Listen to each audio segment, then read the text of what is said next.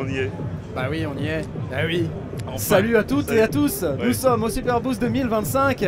Je suis avec Eric chez Clavis. Le Superboost 2025 en partenariat avec Steinberg et ESI Audio. Mais aujourd'hui, on va parler du Terminal 4. Oui. C'est ta dernière invention incroyable. Ouais. Alors, qu'est-ce que c'est?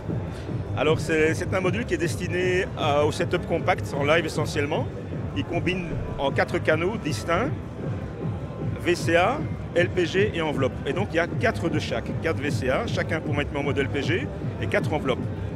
Les enveloppes peuvent être utilisées bien conjointement avec le VCA, assez logiquement, mais également indépendamment comme des purs générateurs d'enveloppes. Ok. Alors le but est la simplicité, donc il n'y a pas des menus cachés, des options comme ça, donc on pourrait se dire mais autant de choses dans si peu de contrôle, bah, ça tient à plusieurs astuces. D'abord certaines automations de présence, absence de jack, etc. qui changent les fonctionnalités de façon automatique sans se poser la question. Ah, super. Comme par exemple le fait de ne pas mettre de jack à l'entrée, Ouais. ça veut dire que si on est en enveloppe, on va générer une enveloppe et non pas processer un signal via une enveloppe. Je vois. Tout simplement. Et les enveloppes elles-mêmes, par exemple, elles sont basées sur un système de template, c'est-à-dire qu'on a des modèles de type d'enveloppe, AR, ASR, etc. Ouais. Et on peut, avec un seul bouton de temps, régler l'ensemble des paramètres temps. Mais il y a une astuce, c'est que la moitié de ces templates ont également une variante en temps zéro. Donc par exemple, attaque release, eh bien, en mode percussif, Ouais. ce zéro restera zéro même si j'augmente le temps. D'accord. Le modèle suivant qui a une variante, eh ben là j'ai l'attaque et le release, les deux vont bouger. Et les deux vont bouger. Voilà. Ouais. Et on va de ça, de tout simple à 2 segments jusqu'à la DSR complet, Ouais. dans lequel nous avons prédéterminé un sustain qui est environ à 2 tiers, Ouais. pour que le decay soit suffisamment audible, mais l'attaque, le decay et le release sont tous en proportion. Oui, donc on va couvrir, on va dire 80% des usages Voilà. à l'aise. Et l'idée, c'est justement de ne pas gaspiller des enveloppes riches et performantes avec des tas de paramètres pour faire des choses très basiques comme une simple percussion. Bien sûr. D'autant plus que on a un paramètre de variation de courbe linéaire logarithmique Ouais. qui permet de moduler très fortement le rendu. Et ça, on va s'en rendre compte maintenant. Je vais Ok. commencer par ça comme C'est démo parti. d'ailleurs. Allez. Donc là, on écoute un simple son avec le premier modèle d'enveloppe. Bien sûr, la longueur. Là, je suis avec le LPG qui est actif. Et rien qu'en faussant Ouais. la courbe, voilà.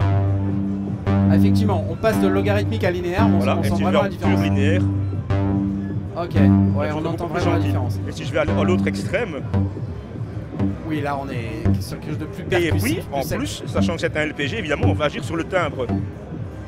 Ouais. Donc un peu comme ce que ferait un boucla avec un Vactrol par exemple. Exactement. C'est ce D'accord. qu'on a voulu émuler dans ce cas-ci. D'accord. Et parce qu'en fait on peut plus faire de Vactrol, c'est ça en Europe. Là, le composant, Non, c'est le quoi problème, déjà? c'est le sulfure de cadmium, Ouais, le qui est sulfure, illégal parce c'est que ça. c'est hautement toxique. Voilà, donc Voilà. dans les Vactrol il y avait Ouais. ça et on C'est- peut plus en faire. C'est l'élément sensible à la lumière. D'accord, d'accord. Voilà. Ok, alors bah du coup t'en as 4. Voilà. C'est assez magnifique, Oui. j'ai envie de te dire. Alors, l'usage, on choisit sur quel canal on agit. Accessoirement, on peut également mettre 2 canaux ensemble en stéréo. Ah, Et cool. dès ce moment, au lieu d'avoir simplement le volume qu'on peut régler et puis un offset qui laisse passer une partie du son, Ouais, on a maintenant la possibilité d'une balance. Et pour aller chercher ce réglage de balance, je prends le second bouton de la même stéréo, donc je Ouais. reste dans la même stéréo. Le volume, lui, c'est toujours le volume, il n'a pas changé. Par contre, ce bouton-là, maintenant, permet de régler la balance. ok, d'accord. Et dès ce moment-là aussi, puisque je suis en stéréo, je vais utiliser 2 canaux. Et on peut voir que le second canal, chaque fois, d'une paire, maintenant, il a également une fonction balance. Et donc, dans ce cas-là, je peux régler ma balance avec un CV. Ah, Le volume ici de l'entrée 1 agit sur les 2 canaux, puisqu'on est en stéréo, et la balance agit sur les 2 canaux, puisqu'on est en stéréo. d'accord, ok. Ah bah c'est bien, c'est Voilà. smart. Et ça, voilà, c'est ce genre de réassignation Ouais, je qui comprends. fait qu'il n'y a pas à reconfigurer, c'est implicite, je suis en stéréo, c'est comme ça que Ouais, ça marche. d'accord. Et là en fait tu sais que tu es sur la balance Parce que c'est la seconde LED qui est allumée, parce que tu as la deuxième LED en haut qui est allumée. Voilà, voilà. Ok, d'accord, ça marche. tout simplement. Et le setting ici en stéréo, avec l'ensemble des réglages, est indépendant des 2 monos qui sont cachés en dessous. Donc quand je quitte ma stéréo, Ouais, je retrouve mes 2 réglages mono pour le 1 et pour le 2. d'accord, ok. Et là je vois que tu as À un nouveau, bouton. sans trop de questions. T'as un bouton LPG là, donc ça veut Alors dire. le LPG permet d'activer un LPG. Donc dans ce cas-ci, j'ai un LPG de fait. Hein. Là, il... Là, il est actif. Il est actif là, sur le 1, là, il l'est pas. Okay. Voilà. Ah oui, c'est complètement différent. Là, c'est une enveloppe classique, quoi. C'est une enveloppe classique, mais avec quand même le... Bien sûr, avec le réglage de time. Ouais, tu nous as parlé. Le fausser la courbe aussi. Ouais. Plus la linéarité ou la logarithmique. Ok. Ok. C'est un peu plus intéressant avec le LPG pour certains sons. Ouais, ça colore nettement, évidemment. Ouais. Hein. Oui. Oh oui. Oh, c'est bon. Et oui. Bah oui. Ouais, c'est pas si près quand même. Bon, alors, et le bouton ZX qui est là, du coup, il fait quoi? Alors ça, c'est le zero crossing. Donc ZX, c'est l'abréviation de zero crossing. Pour ceux qui ne connaîtraient pas, le principe du zero crossing, c'est de pouvoir changer la consigne d'amplitude uniquement au moment où l'onde passe par zéro. Alors quelle en est la raison? Donc je vais donner un exemple ici en mettant d'abord une onde qui en général pose problème. Donc au lieu de prendre mon son ici très riche, je vais aller chercher une sinusoïde. Ok, avec le Twin Waves voilà. MK2. Donc là j'ai une sinusoïde. Ouais. Et si j'ai un son comme ça extrêmement percussif, on entend que le début de l'attaque peut parfois claquer, mais en plus il peut claquer de façon un peu variable. Ah oui, d'accord, d'où le zéro crossing. Oui, c'est pas toujours la même... Il y a le pic de démarrage, parfois il est calme, parfois il est très claquant. Exact. Parce qu'en fait, qu'est-ce qui se passe? Imaginons une sinusoïde au moment de sa phase haute. Si on dit au moment de la consigne, le son était éteint, on va ouvrir instantanément. Et bien qu'est-ce qui se passe? On va créer une impulsion directement vers le sommet de la sinusoïde et puis elle va commencer là. Ouais, exactement. Et si par chance on tombait juste dans le creux quand elle est entre là, il n'y a pas vraiment d'impulsion. Elle démarre toute belle. Et bien ce zéro crossing, il va faire le boulot pour nous. Lui, il va attendre que le zéro arrive. Oui, d'accord. Et donc, je vais l'activer et on va entendre tout de suite la différence. Ah oui. Ah voilà. Oui, là c'est beaucoup plus constant. C'est constant. C'est constant, point. Voilà. Définitivement constant. Ouais. Parce que là, tant que l'onde ne passe pas par zéro, on n'autorise pas l'enveloppe à s'appliquer. Ok. Question subsidiaire. Est-ce que je peux gérer la phase du coup pour aller chercher les petits clics? Il vaut mieux pas parce que le clic en question, c'est uniquement parce qu'on a coupé ailleurs qu'au zéro. Oui, mais si j'aime bien ça. Alors non, parce que pour pouvoir faire ça, il faudrait mesurer la fréquence. Ah. Un peu comme le Grenity fait. D'accord. Ok, d'accord. Donc, c'est pas l'outil en question pour faire ça. D'accord, ok. Donc, c'est un outil de suppression automatique des clics dans le cas des ondes. Donc là, tu passes par le zéro, donc tu as le son.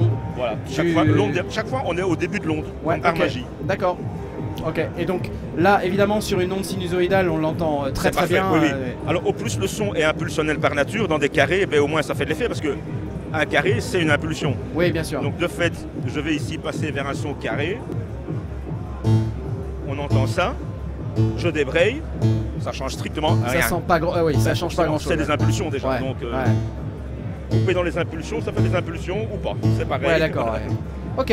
Bah écoute, c'est très clair.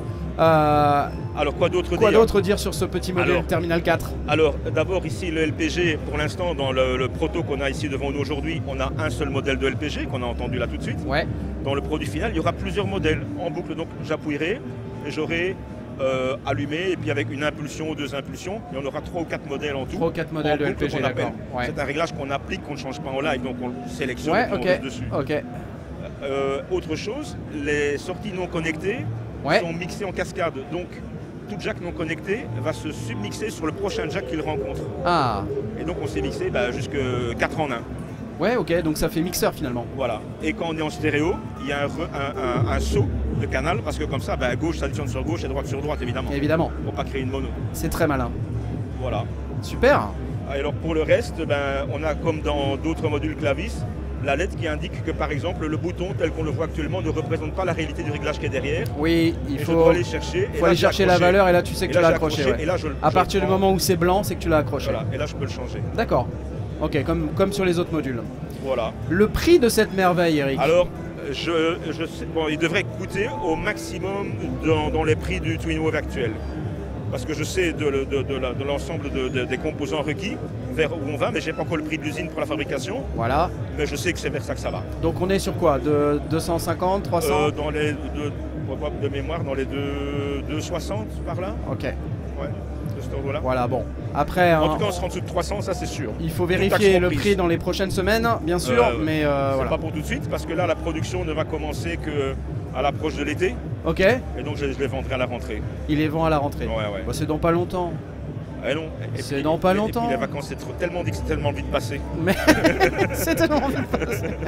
Et puis que c'est les vacances, c'est surfait. Hein Gardez vos sous, n'allez pas en vacances. Toi, tu vas travailler. Bah évidemment. Pendant que les autres partiront en vacances. Voilà. C'est ça. Remerciez-moi, vous penserez à moi. Merci Eric, merci beaucoup pour cette démo. C'était donc le Terminal 4 de Clavis. Et vive les sondiers. Et merci beaucoup. Allez, bon Super Boost à toi, salut. Ciao.